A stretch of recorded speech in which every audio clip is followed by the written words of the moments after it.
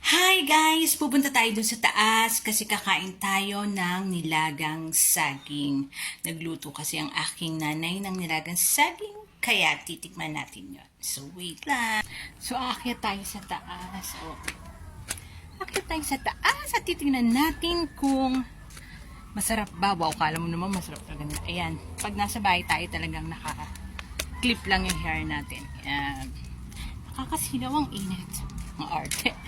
So, ayan, nandito na tayo sa taas kung saan niluto ng aking nanay ang saging. Dito nagluto si mami ng nilagang saging, sa aming kalang de kahoy, diba? Ayan. So, ayan, ang nilagang saging, yan, kakainin na natin yan. Ito ay rich in potassium, kaya tayo ay kakain. Sa mga mahina ang potassium ba? Ang tawag doon, kulang sa potassium. Ayan, kumain kayo ng saging. Ayan, tinitikman na ni mami ko ang niluto niya. Ano mami, masarap ba? Matamis. Yan, kasi kailangan ni mami yan, rich in potassium kasi ang saging, kaya kailangan niya. Lagi yan kumakain ng saging.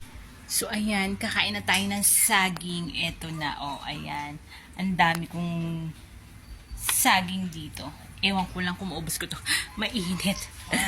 Kainit lang. Mamaya mimeriendahin namin to. So, kain tayo ng nilagang saging, guys. Bye-bye. Have a great day. Don't forget to follow me and share na rin ang video na to. Babu!